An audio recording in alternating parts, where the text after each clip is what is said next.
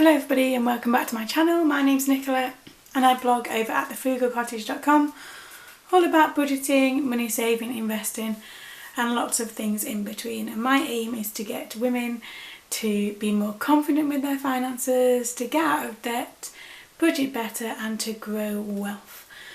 Now today's video is my side hustle income for...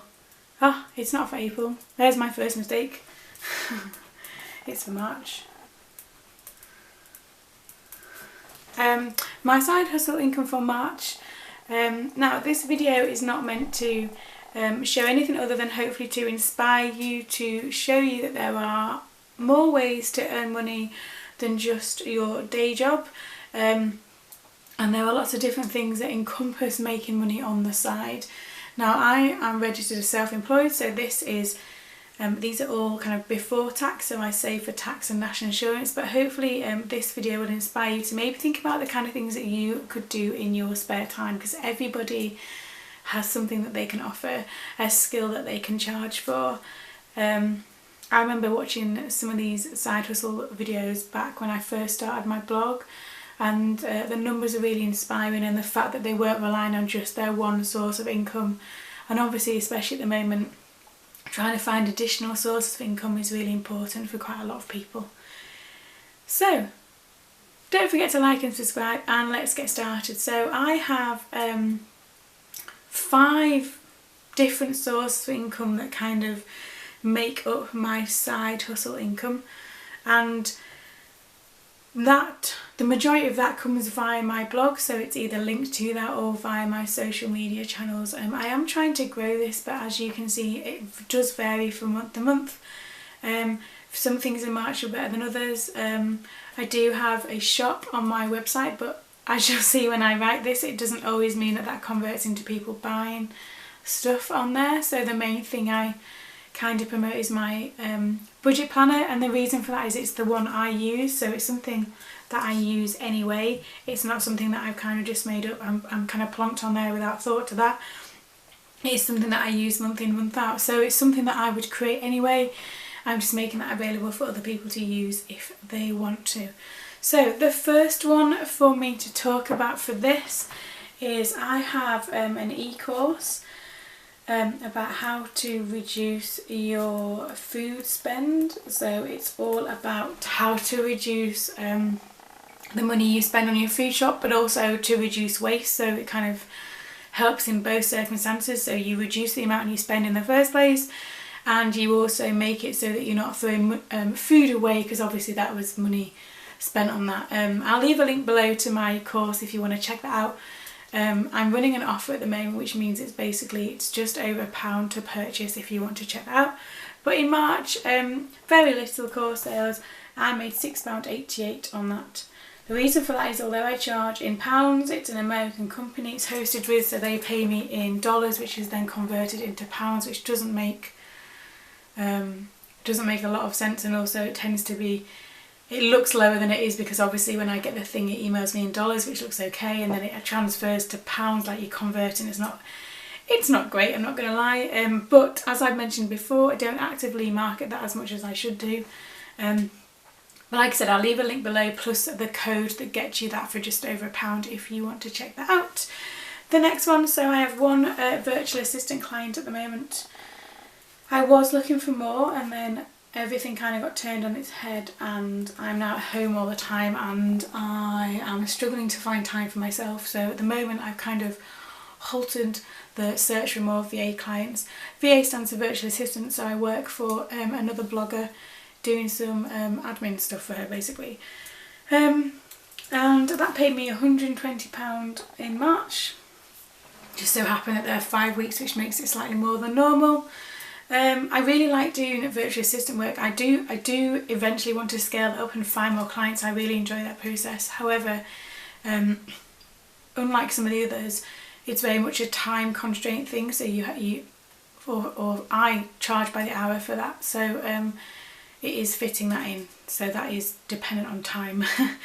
Affiliates now, these really vary for me. So I know at the moment that in April, I haven't got any affiliate income to be paid out, for example, but in March it was really good.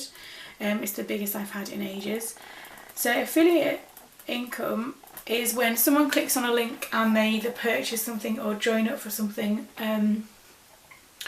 via the link that they've clicked on, which is mine, and you get a tiny commission for that. And in March that paid me £143.59. That's really passive in the sense that it's just clicking on a link.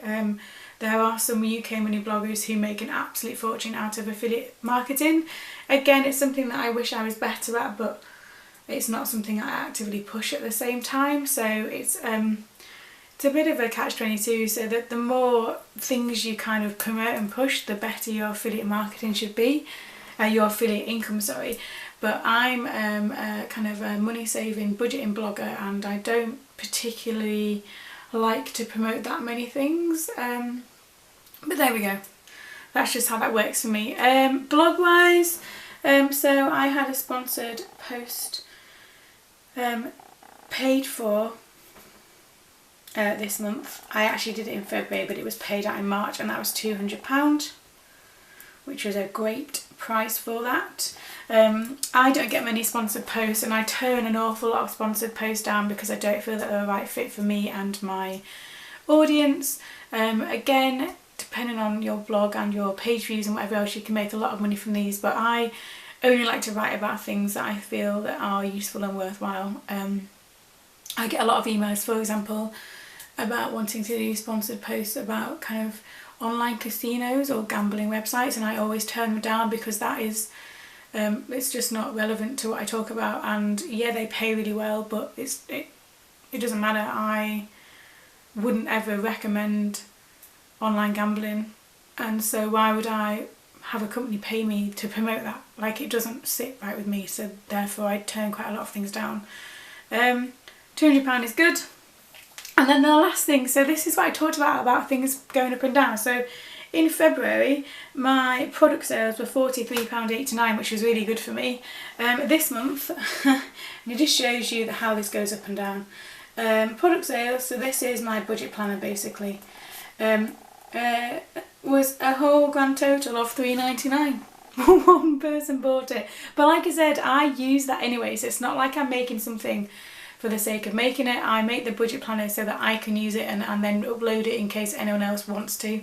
I don't rely on product sales as you can see, thankfully, as a good source of income. It would be great if it was more, if I could get that to, like, I don't know, £50 or £100 a month consistently. However, you know, I'm not gonna worry about that at the moment. There are other things. So these are the 5 income streams that I have in terms of kind of blogging things, because to be honest, it does all come via either my blog or my social media channels related to my blog. That's just how that is. I do want to at some point, I keep saying at some point, time is a real issue factor, and I would normally be working for part-time, but obviously I'm at home at the moment, but I'm at home at the moment with 2 children who never leave me alone. So I never get any time to myself, and by the time I've got them in bed and asleep, you know, it's kind of gone 8 o'clock, and I'm so mentally tired from that all day. And I'm not complaining, I love being with them, don't get me wrong, but there's no let up, and so finding then the motivation to then start again is proving a bit tricky. But the total for this, which is great for 1 month for me, is, what did I say it was, £474.46. Now remember that this is this is before tax and national insurance, so I tend to put aside 35% for national insurance and tax. Expenses this month, I bought a printer. I've got another product coming out that I want to test, but I needed to print it first and test that. Oh, you can't move that down a bit. So expenses this month were £88.02. So they're like PayPal fees, the printer, the platform fees for hosting my course, which I need to look at because it doesn't make enough money for me to continue that really. So if I take the expenses away from the total, so the total after expenses is £386.44. Now that's what I take the number 35% from. So after expenses, this is what I'm left with. Then I divide that and save my tax and national insurance from that. So I transferred over in the end from all that just over, I think it was about £220, and I spoke about this at the start of February, I think. I transferred that over to my emergency fund. Now normally, there's that word again, I would either put that into my investment account or overpay it on our mortgage to kind of help with the early retirement thing. However, at the moment, and I was talking to someone about this yesterday, I want to get our emergency fund up to a level where I feel more comfortable in the scenario that if one of us lost our jobs, or heaven forbid both of us lost our jobs, we would be okay for a while. So that 220, I can't remember what, it was a really random number, 220 something was transferred over to our emergency fund. And that will probably be the case from now on. So that's my side hustle income for March. That's the total that it ends up after taking our expenses away. I'm okay with that. That's, you know, someone handed you after, you know, £380, although it's about £250, I think, after tax and national insurance. So if somebody handed you £250 in cash, you know, you wouldn't turn that down, far from it. But I would like that to be slightly higher, I'm not going to lie. April at the moment is looking like it's much lower than that, which is somewhat frustrating. But that's the nature of it, and at the moment people are being very cautious with other things, so there we go. I will leave a link below to my course. Like I said at the start, it's on sale at the moment. I will also leave a link to the Frugal Cottage shop. If you want to have a look at the budget planner, feel free. But there we go, and hopefully this might inspire you to think about things that you could offer as an additional service to bring in some more money into your house, to do whatever you like. You might want to save for a holiday for when this is all over, or you might want to start your emergency fund, or you might want to overpay your mortgage, or you might just want to have that bit of extra room in your budget to kind of so it's not so tight. Whatever the reason is, hopefully this might give you some inspiration to make a start. And that's it from me. Thanks for watching as always. Don't forget to like and subscribe, and I will see you again very soon.